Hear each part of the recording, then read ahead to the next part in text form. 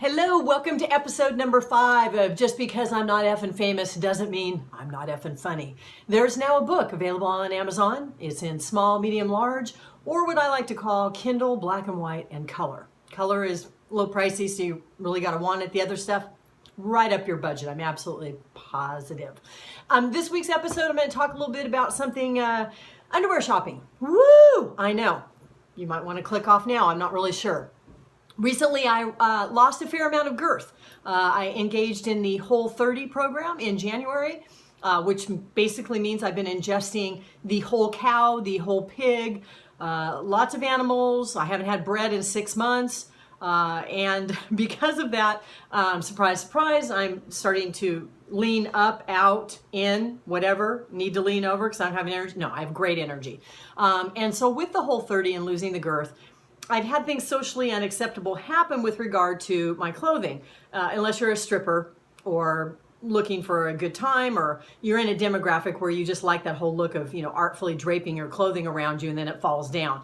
I'm kind of not there with my career, life, age, etc. And so I've had pants falling down, shirts looking like I'm wearing, my grandfather's t-shirt from, when he got back from World War II, and it's huge and it means something. Very odd look, not what I was going for. So I've gotten some new clothes, but I was really putting off the underwear thing because normally what I do is I go into a store, I buy a package of some sort of underwear that I just kind of, close my eyes, point to it like you would if you're, trying to figure out a vacation, you don't know where to go in the world. I do that with underwear, close my eyes, point, just grab the package.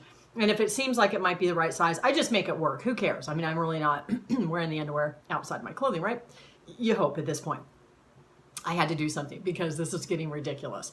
I had droopy drawers that were bugging me as I got ready to get, in the morning, putting my clothes on, and I looked and it was like, yeah, I don't think this is good. So off to Target I went, and I looked at the array of things available, and here's my look, which is beautiful in and of itself.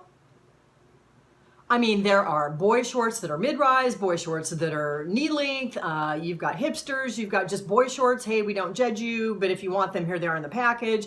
I'm trying to figure out which ones are appropriate. I look around surreptitiously as though I'm going to be stuffing booze into my bra, when in fact, all I want to do is open up the package and hold up the underwear so I can see are we in the ballpark even, which of course that brings up a lot of other issues and kinds of things that you can imagine when people see what you're doing, because now you've kind of gotten on the radar with the, security folks. But that's okay. I needed to make a good purchase. So as I'm looking around, I realized that I'm not the only one on this. I thought maybe it was my age and the fact that, I don't take these things seriously. And I look around and I see people younger than me, and we're all circling, as though we were trying to find that Whole30 compliant, lunch that we all try to have if we haven't packed it. But this time we're in Target circling, trying to find underwear that might fit. Sometimes the small says small, 4, 5, 6. And I'm thinking, can we pick a number, so I can do this. So I finally, get the underwear and, grab it as though I shouldn't be embarrassed, but it feels weird.